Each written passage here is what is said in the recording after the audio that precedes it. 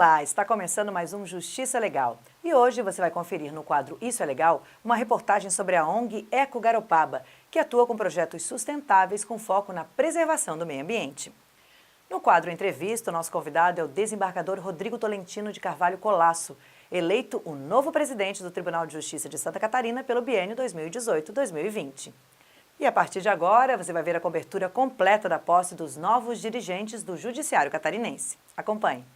O desembargador Rodrigo Colasso é o novo presidente do Tribunal de Justiça de Santa Catarina.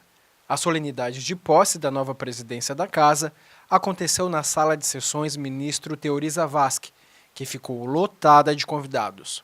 Colasso afirmou que o objetivo inicial do trabalho será aumentar a produtividade. Nesses 2 anos a meta é julgar mais e melhor. Nós queremos aumentar a produtividade dos juízes, julgar com mais rapidez, julgar bem, e todos os nossos esforços vão estar voltados para esse fim. Colasso acredita que será necessário melhorar todo o sistema de informação para dar celeridade aos processos. Essa posse marca um novo momento na democracia do Tribunal de Justiça de Santa Catarina. Em 126 anos de história do Judiciário Catarinense, esta foi a primeira vez que todos os desembargadores puderam se candidatar ao cargo de presidência. Até então, havia uma seleção por antiguidade. Eu compreendo que não é possível só o critério da antiguidade definir quem dirige os destinos do judiciário do país e do Estado. Para mim é importante, e acho que é importante para a sociedade, que haja disputa, haja apresentação de programas, que haja debate de ideias, para que nós possamos avançar naquilo que a sociedade quer, que é um judiciário melhor e mais conectado com o desejo da população. Também fazem parte da presidência os desembargadores Moacir de Moraes Lima Filho, Carlos Adilson Silva e Altamiro de Oliveira. Um grande momento para o tribunal que consolidou o espírito democrático através da eleição do desembargador Rodrigo, de todos os seus companheiros, e uma disputa legítima, importante para o tribunal, porque estabelece um novo paradigma para o tribunal do futuro. É um sentimento primeiro de uma missão cumprida na primeira Câmara de Direito Público, onde eu atuei durante 3 anos. E também de um novo desafio que se descortina pela frente ao assumir as funções de segundo vice-presidente dessa Corte de Justiça. É gratificante a gente receber o aplauso dos amigos, os votos dos desembargadores, mas a responsabilidade é muito grande. Espero que a gente consiga fazer um bom trabalho junto à terceira vice-presidência, continuar o trabalho que o desembargador Jaime Ramos vinha fazendo, evoluir, fazer melhor, fazer mais, é isso que a gente espera, é isso que o nosso jurisdicionado espera. A Corregedoria Geral da Justiça ficou sob o comando dos desembargadores Henri Petri Júnior e Roberto Lucas Pacheco. O momento é de muita gratidão a todos os integrantes do Tribunal de Justiça que me concederam esta honraria e também de muita responsabilidade, porque nós temos centenas de varas judiciais espalhadas pelo Estado, quase 500 colegas trabalhando incansavelmente no primeiro grau, e nós precisamos de alguma forma contribuir para que toda essa máquina, que é bastante grande, complexa, com a compreensão dos advogados e dos integrantes do Ministério Público, com a ajuda dos servidores, eu tenho certeza que nós vamos contribuir para o aperfeiçoamento da justiça de primeiro grau. Eu penso de dar continuidade ao trabalho dos antecessores e sempre, claro, com bastante afinco, com dedicação ao trabalho, implementar as medidas que forem necessárias. Estiveram presentes diversas autoridades que reforçaram o compromisso de parceria com a Justiça Catarinense. Uma eleição envolvendo todos os desembargadores dá uma legitimidade ainda maior para os dirigentes que assumem esse mandato. E o papel da Prefeitura de Florianópolis é um papel de parceria permanente com o Tribunal de Justiça, com seus representantes e servidores. A relação entre o Poder Executivo e o Poder Judiciário tem que continuar harmônica e independente, e é claro que dessa harmonia que depende o bem-estar do povo de Santa Catarina. É claro que essa renovação sempre é necessária. Eu desejo boa sorte a essa mistura de juventude e experiência da nova direção do Tribunal de Justiça. Produzir pranchas de surf com garrafas PET. Esse é um dos projetos da ONG Eco Garopaba, que realizou este ano o 6º Festival Surf Eco Garopaba no litoral sul de Santa Catarina e contou com a participação de celebridades no apoio à sustentabilidade. Confira mais detalhes dessa bela iniciativa agora no quadro Isso é Legal.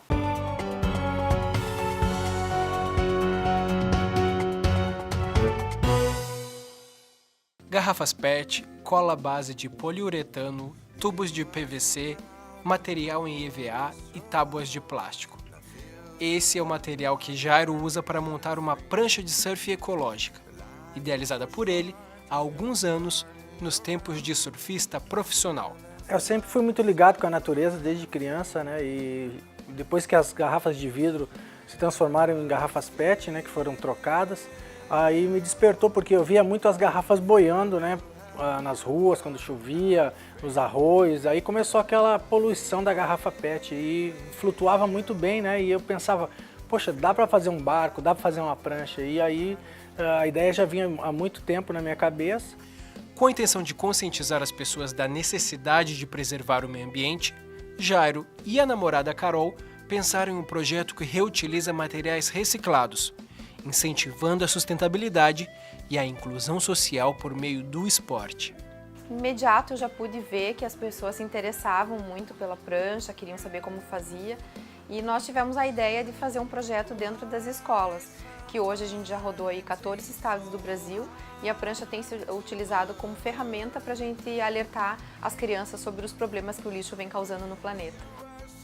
E assim, da vontade desses dois de mudar o planeta para melhor, é que surgiu a ONG Eco Garopaba, que nasceu em 2012 no município de Garopaba, localizado a mais ou menos 70 quilômetros de Florianópolis, com a ideia de proporcionar a adultos e crianças a sensação de bem-estar aliada à sustentabilidade. A gente surfar com essa prancha de garrafa PET é o mais especial, porque tu surfa em cima do lixo, que tu olha assim, tu tá surfando na onda, tu olha para baixo e tu vê que tu tá surfando em cima das pranchas, das garrafas, né? É um negócio que muda assim a tua vida, porque tu pensa, nossa, olha onde é que eu tô surfando, né? Surfar já é legal. Agora, surfar em cima da prancha de garrafa PET é muito mais legal. E depois de tanto trabalho para fazer essas pranchas, nada melhor que um festival, um campeonato de surf para conscientizar todo mundo. E como a própria organização diz, não existe campeão. Criança, adulto, todo mundo participando. E quem ganha realmente é a natureza. E olha, que eu acho que ela entendeu o recado e está nos brindando com esse dia incrível. E você acompanha agora todos os detalhes desse grande festival de conscientização.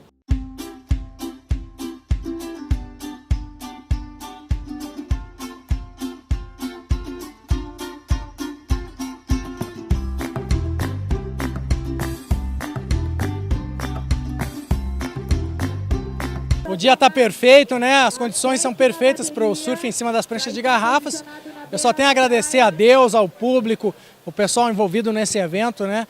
Por ter dado um dia tão maravilhoso, a praia cheia, as ondas estão perfeitas. Além das pranchas, outra estrela que chamou a atenção dos banhistas durante o festival foi o ator Kleber Toledo, que conheceu o projeto durante a gravação de um programa de televisão e se apaixonou completamente pelo trabalho da ONG. Eu acredito muito nesse projeto. Hoje a gente está aqui para fazer um campeonatinho, uma brincadeira, estimulando a criançada a ver o quanto é importante reciclar e como dá para aproveitar o lixo também, né? Que não é só jogar fora, né? Se você não jogou para fora do seu planeta, você não jogou fora. Então, como a gente pode fazer isso aqui virar uma coisa legal, divertida e sustentável? Com esse dia lindo, pessoas de todas as idades toparam o desafio de cair na água com a prancha ecológica. Eu surfo de longboard, né? Mas já é o segundo campeonato que eu tô correndo com as pranchas de garrafa PET e eu achei muito massa. Porque em vez de elas estar indo para um lugar, pro mar ou pro lixeiro, elas estão se tornando prancha, né? Bem massa. Diferente de uma prancha de fibra. E é interessante isso. Já era um cara muito gente boa. A sensação é bem boa, meio difícil, mas é isso aí. Surfando há 40 anos, o professor de surf Neném ganhou a competição do ano passado e fez questão de vir apoiar o projeto novamente. Tirar o lixo das praias, das nossas grandes riquezas de Garopaba, que são as nossas praias, nossas belezas naturais. Então, essa ideia do Jairo é nota 10 mesmo. Não teria como eu, surfista de Garopaba, deixar de apoiar essa ideia dele. O vencedor é a natureza porque já foram retiradas mais de 15 mil garrafas transformadas em prancha, que podia estar num aterro ou desprezada na natureza, poluindo os nossos animais, comendo. E essa é a grande intenção do festival, é mostrar o verdadeiro campeão que é a natureza.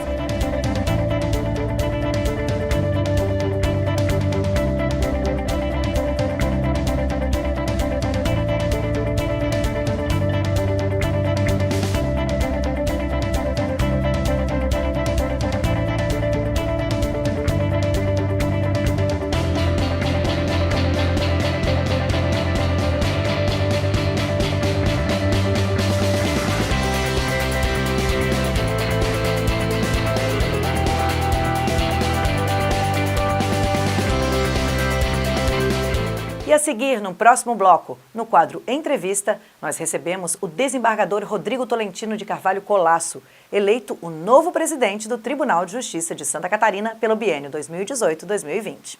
Então é logo depois do intervalo, não sai daí que a gente volta já já.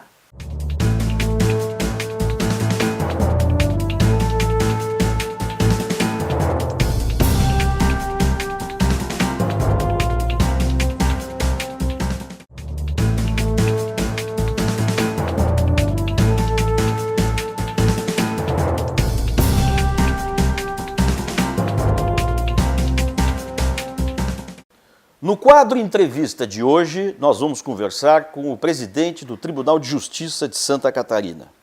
Ele é um dos mais jovens na história de 126 anos do TJ catarinense. Presidente, muito obrigado por nos receber aqui, tudo bem? Prazer é meu, obrigado pela oportunidade.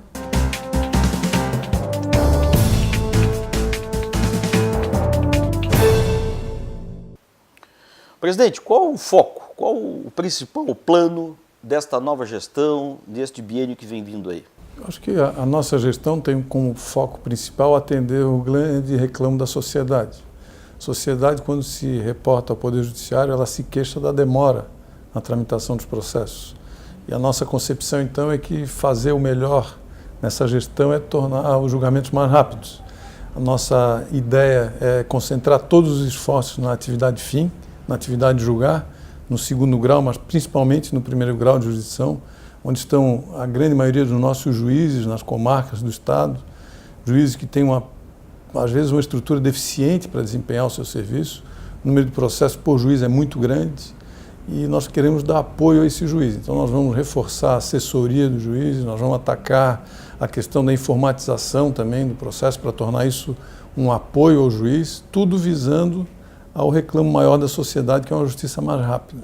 Eu iria tocar no assunto digitalização mesmo, mas o senhor entende que, além da digitalização, também há outras coisas importantes a serem feitas, né, para aumentar essa eficiência. A digitalização ela é indispensável, né? Eu acho que a era do papel ela caminha para o seu final, não tem sentido mais aquela concepção de processo e aquela papelada. Hoje, felizmente, o Poder Judiciário catarinense avançou muito nesse sentido. Nós temos os depoimentos das testemunhas gravados em vídeo, nós temos no tribunal praticamente todos os processos já digitalizados, já não se precisa mais do papel. Acho que isso é um grande ganho, um grande avanço. E o primeiro grau também completando essa digitalização. Então nós vamos, em breve, em pouco tempo, nós estaremos superando a era do papel. Agora, não é só isso, né? Nós também temos que ver que, assim como a nossa vida ficou mais fácil na agência bancária, no manuseio de telefone, o sistema processual ele também tem que ser simplificado. Ele tem que ser acessível ao cidadão, ele tem que ajudar o juiz no seu trabalho, ele tem que ser acessível ao advogado. Nós vamos focar também nesse aperfeiçoamento, porque na nossa visão, quanto mais acessível for o sistema, quanto mais interativo, quanto mais intuitivo ele for o sistema, mais transparente vai ser a administração da justiça e melhor vai ser o serviço prestado. Presidente, e o que a população, o cidadão, espera neste novo biênio na prestação jurisdicional? O que a rua, o cidadão, pode esperar deste tribunal que vem aí neste biênio? Já faz algum tempo que há uma tendência das pessoas buscarem, às vezes, aspectos da sua cidadania junto ao judiciário. É comum os juízes concedendo remédio para quem precisa de um tratamento especial, vagas em hospitais, vagas em escolas públicas. Então, o judiciário ele passou a ter uma posição central na vida das pessoas. E, naturalmente, essas medidas elas são sempre de muita urgência, Ninguém pode esperar indefinidamente por um remédio, ninguém pode esperar terminar um ano letivo para ter uma vaga em escola. Então as pessoas elas aspiram isso, a uma justiça rápida, uma justiça eficiente. Lamentavelmente, quer dizer, o judiciário não tem estrutura para responder todo esse déficit de serviço público, que no final acaba sendo isso. Temos também aqui, eu quero pontuar, muitas vezes uma má prestação de um serviço de massa. Nós temos muitas vezes problemas com setores de consumo de massa, como telefonia, agências bancárias, que acabam propiciando um grande número de processos em juízo.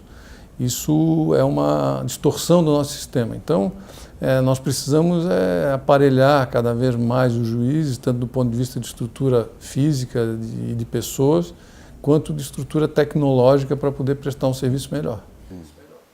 O senhor toca num assunto pertinente. Muitas vezes se diz que o judiciário está legislando e até executando ações, né? É comum a gente ver isso.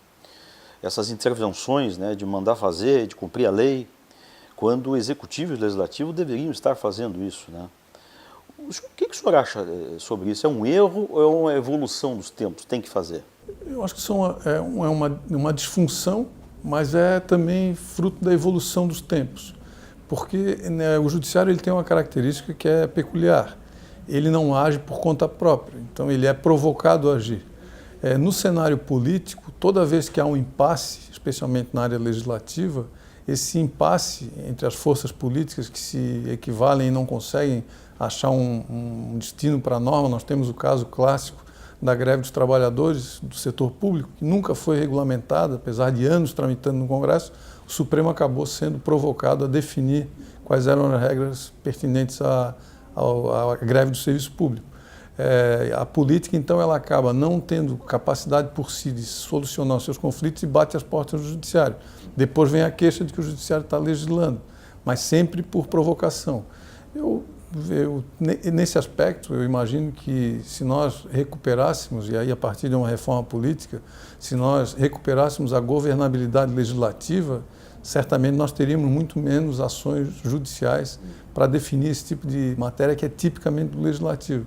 Em relação ao executivo, muitas vezes a falta de política pública. Não é possível, e também aqui nós não estamos dizendo que é fácil prestar o serviço público. A gente imaginar uma saúde universalizada para tudo, para todos, não é fácil. Hoje a limitação de recursos é evidente. Então as pessoas acabam, nessa vácuo de prestação de serviço público, acabam pedindo ao judiciário a suplementação de políticas públicas. Aparentemente também gera uma distorção, porque o juiz não foi eleito de acordo com as prioridades governamentais e acaba interferindo na política pública.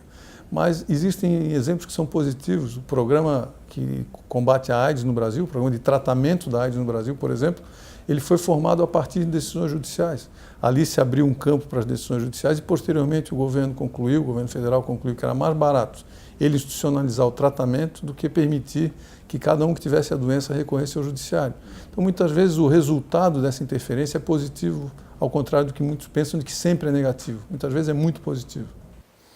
Presidente, talvez a gente permaneça no mesmo tema, mas focado mais no executivo. Nós vamos falar do sistema carcerário brasileiro. Não é fácil, ele é um problema no Brasil inteiro. Santa Catarina não está fora disso, apesar de ter um problema menor. O que o judiciário catarinense propõe nesse novo biênio para diminuir estes problemas do sistema? A primeira preocupação que eu tenho é que hoje, aparentemente, para nós é um problema maior, mas eu acho que nós estamos, assim, muitas vezes à beira de ter isso transformado em um problema maior.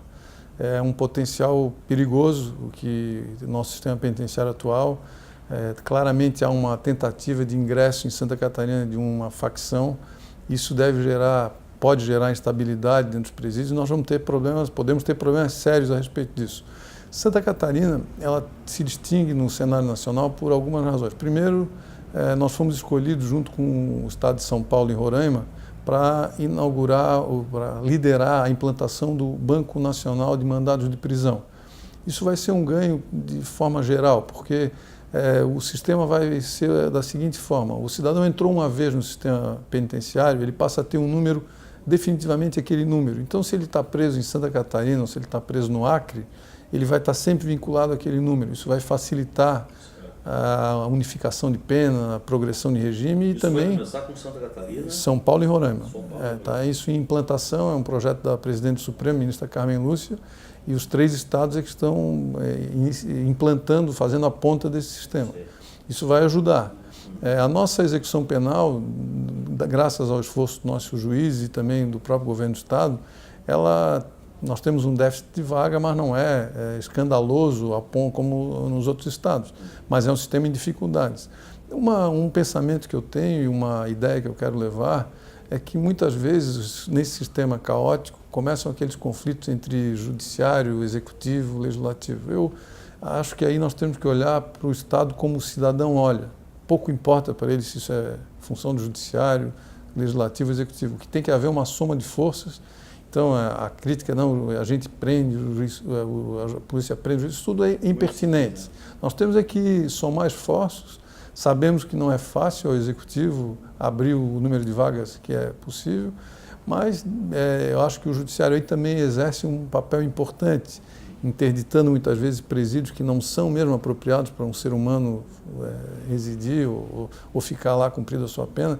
Então, e a população tem que entender, não adianta essa ideia de que tratar o preso da pior forma possível, quase num sentimento de vingança social contra o cidadão, ele não resolve, porque o cidadão vai voltar para a rua e vai voltar muitas vezes mais agressivo. Então, é claro que não vamos também ter aquela ideia meio lírica de que o cidadão vai voltar completamente regenerado, mas pelo menos eu acho que tem que se garantir a dignidade humana nesses presídios. E é um desafio enorme, mas tem que ser enfrentado. Nós vamos aí colaborar com o Executivo, com o Legislativo, para tentar minimizar o potencial explosivo desse tema. Entendo. Presidente, vamos falar agora do quadro de servidores, do quadro de desembargadores. É comum a gente ver no início de gestões de biênios a necessidade de se ter mais servidores, mais desembargadores. O senhor não foi exatamente por este caminho, o senhor está falando também de eficiência do sistema, né? Ele é suficiente, o quadro de desembargadores e servidores? O que é que vem por aí? Qual é a sua ideia a respeito? O quadro de desembargadores eu considero satisfatório. Acho que não há razão nenhuma para expandir o nosso quadro. São 94 desembargadores em Santa Catarina. Acho que o tempo médio de julgamento no tribunal é muito razoável. Não posso dizer o mesmo em relação aos juízes, há um déficit de juízes substitutos, mas o que a gente tem hoje também é um cenário de crise. E muitas vezes, ao longo da história do judiciário, nós respondemos ao aumento do número de processos com a receita de sempre. Cria mais uma vara, bota mais um juiz, bota mais os servidores. Eu acho que a crise ela é tão sistêmica que isso não resolve.